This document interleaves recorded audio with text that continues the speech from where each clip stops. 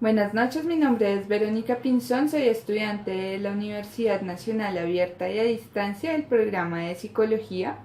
El día de hoy nos encontramos reunidos en el barrio La Fontana, es la localidad de Suba, para llevar a cabo una entrevista del curso de Sujeto, Comunidad e Interacción Social del grupo colaborativo número 14. Nos encontramos con el señor Sneider Hernández, estudiante de Sociología. Sneider, bueno, muchísimas gracias por aceptarme esta entrevista, por tu colaboración. Te comento, vamos a realizar una entrevista que consta de 10 preguntas. El tema o el foco central de la entrevista es lo que es los conceptos de sujeto, subjetividad y generación de identidad. Queremos conocer desde tu ámbito profesional y académico qué perspectiva tienen de estos conceptos, ¿vale? Vamos a comenzar la entrevista. Bueno, la primera pregunta es, ¿usted qué entiende por sujeto, subjetividad e identidad? Listo, perfecto. Buenas noches. Bueno, te digo, mira, sujeto, el sujeto está basado bajo los principios del ser humano, ¿sí? El ser humano como tal siempre tiene que estar vinculado con un ambiente social para poderse formar, ¿sí? Un sujeto como tal es la persona, ¿sí? La cual pues no, en su inicio no tiene un nombre, no tiene de pronto una etiqueta o un nombre de pila, sino simplemente es el ente o la persona que está. Subjetividad. La subjetividad es el raciocinio que tiene cada ser humano sobre el concepto que puede dar o expresar frente a algún punto, ¿sí? Esta idea realmente viene históricamente del marxismo, ¿sí? Desde donde se comenzó a crear como tal el hecho de poder pensar y poder analizar y dar una opinión independiente, ¿sí? Y por el lado de identidad es la forma en la cual la persona se crea, ¿sí? Desde sus raíces, desde su barrio, su entorno, en donde comienza a desarrollar algún tipo de vínculo y estos adoptarlos frente a la sociedad. Ok. Muy bien, vamos con la segunda pregunta. Dice, para usted, ¿cómo se construyen los procesos de subjetividad y cómo estos aportan en la consolidación de la comunidad? Bueno, básicamente la construcción de los procesos de subjetividad se van formando desde el momento en el que el sujeto nace, ¿sí?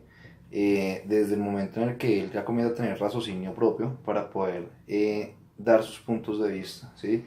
Esto a través del entorno con el que se cría. Bueno, por otra parte está de cómo aporta esto al desarrollo de la comunidad. Básicamente, si el sujeto como tal construye una identidad de paz o dependiendo del ambiente donde se está construyendo, ¿sí? O donde se está formando, esto va al desarrollo de la misma comunidad. ¿De qué manera? De que si él se construye dentro de un ambiente vulnerable, va a poder tener la posibilidad de también vulnerar los derechos o la sociedad, ¿sí? O sea, digamos, haces referencia de que un niño que se cría en una comuna tiene más probabilidades de ingresar, digamos, a la parte violenta que uno que se cría en un barrio de pronto estrato 3, estrato 2. Claramente no lo divide como tal la estratificación de las personas, sino lo divide es el ambiente, ¿sí? Porque Por puede eso, que una digamos, persona de estrato 2 o estrato 3 se cría en ese estrato, pero si con el pasar del tiempo tiene un contacto directo con algún tipo de influencia que lo lleve de pronto a la guerra o a algún tipo de vicio, es mucho más propenso a que forme parte de ello. Okay. Tercera pregunta dice, para usted en su comunidad existen lugares que permitan construir y afianzar estos procesos de subjetividad y de consolidación de identidad. ¿Cuáles son y por qué considera que se llevan a cabo estos procesos en ellos? Bueno, básicamente los lugares como tal arrancan pues desde la casa. Posteriormente eso se traslada a los colegios. Claramente alrededor del lugar donde vivo se traslada mucho el tema de los colegios. Hay muchos colegios por la zona. De cierta manera forma la subjetividad de las personas, ¿sí? Aunque claramente todas las redes y los equipos tecnológicos de cierta manera también. Por ende, no es solamente partir desde un lugar, sino también todo lo que circunda alrededor de la población. Ok, vale. Cuarta pregunta. ¿Qué lugares de su entorno cercano le permiten a usted construir procesos de subjetividad y de identidad con su familia y en su trabajo? ¿Y por qué? Ok, pues básicamente se podría decir que de pronto los parques, ¿sí? Eh, de pronto los escenarios deportivos, ¿sí? Forman el concepto de subjetividad para cada persona. Dentro del trabajo claramente están pues los centros comerciales, los lugares públicos reconocidos, ya que desde esos lugares puede pues cada persona dar su punto de vista tanto de una plaza como un centro comercial, la estructura, todo ello forma la subjetividad de las personas y la seguridad, ¿no? Muy bien. Quinta pregunta. ¿Por qué el territorio tiene incidencia en los procesos de afianzamiento de los procesos de construcción de sujetos, subjetividad e identidades? ¿Por qué el territorio? Porque dependiendo, como anteriormente les estaba diciendo, el lugar de donde parte la persona, ¿sí? De donde parte el sujeto, eso va a formar su carácter, va a formar su forma de pensar y su forma de ver la sociedad, ¿sí? Esto varía claramente en un ejemplo tan simple como las personas que se van a criar dentro de un lugar poblado como una ciudad a una persona que se cría dentro de algún corregimiento o dentro de algún lugar apartado de un lugar estructurado, una ciudad, ¿sí? Un pueblo, un caserío, ya que van a tener dos puntos de vista totalmente diferentes, ¿sí? Estos puntos de vista son determinados como la subjetividad de cada persona, ¿sí? La seguridad, muy claramente la seguridad de un territorio va a hacer que el sujeto tenga una visión diferente desde el lugar donde lo está viendo, donde se cría, al lugar donde están sucediendo los hechos. Estoy de acuerdo. Entonces, ¿qué es eso? Sexto. ¿Para usted existe relación entre territorio, subjetividad y procesos de generación de identidad? Bueno, pues creo que lo habías contestado Claramente. anteriormente. Bueno, continuamos. Séptima pregunta. Dice, para usted, ¿cuáles son las prácticas que se realizan en su comunidad y que permiten generar procesos de identidad? Explique por qué. ¿Cuáles son las prácticas? No sé, de pronto la recreación que hace el gobierno, ¿sí? En los parques, eso hace que se afiance de cierta manera la parte social, ¿sí? La parte de identidad, ya que, como te decía al comienzo, el sujeto siempre tiene que estar, y el ser humano como tal, tiene que siempre estar junto con un grupo de personas, ¿sí? Esto hace pues, de que ese sujeto a medida del tiempo cree una identidad y se socialice y que cree un buen ambiente, ¿sí? Digamos las vacaciones recreativas para los niños dentro del plan de acción que tiene el gobierno, la cual es la implementación de un nuevo ambiente para los niños durante las vacaciones, lo hacen, ¿sí?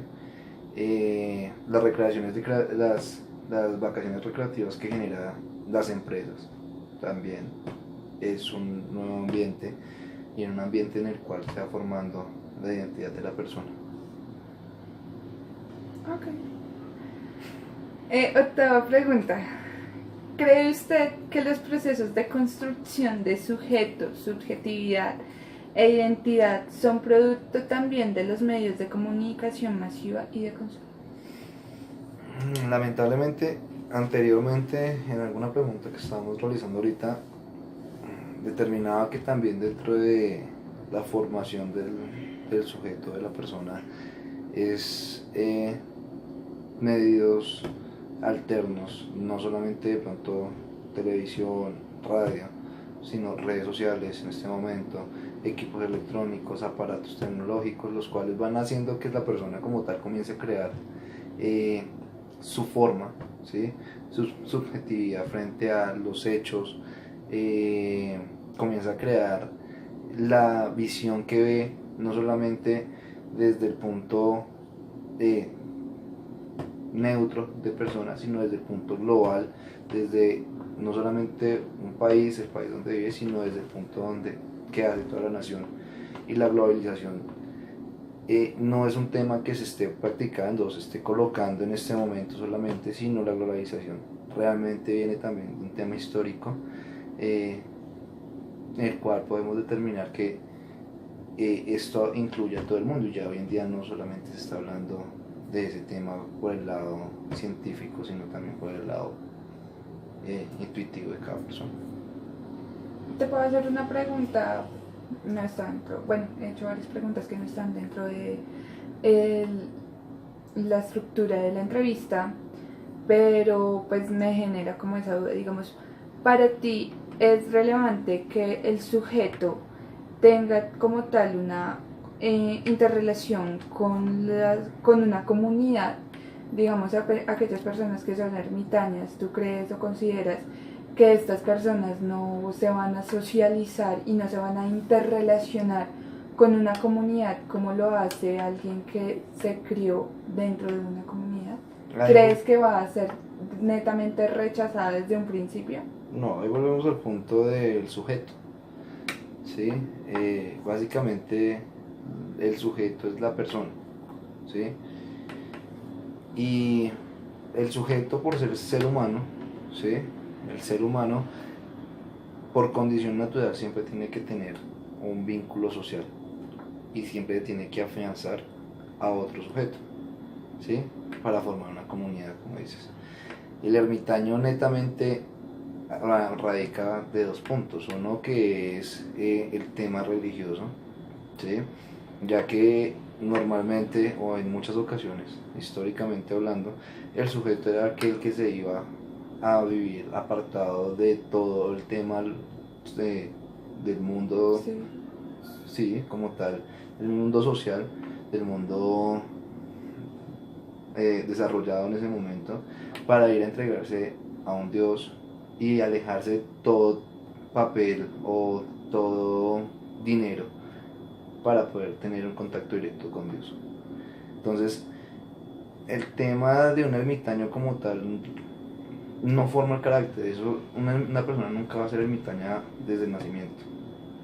Una persona se va a formar y va a tener su concepto, va a tener su forma de pensar, que es todo lo que estamos hablando. O sea, digamos que con base a eso se podría decir que la sociedad forma la identidad de la persona, ayuda, corrobora a formar la identidad de cada persona. Claramente. ¿Sí o no? Pregunta novena. Dice, lo que acabo de preguntar. ¿Considera que los procesos de identidad están relacionados con el contexto social que nos rodea? Sí, claramente. Décima.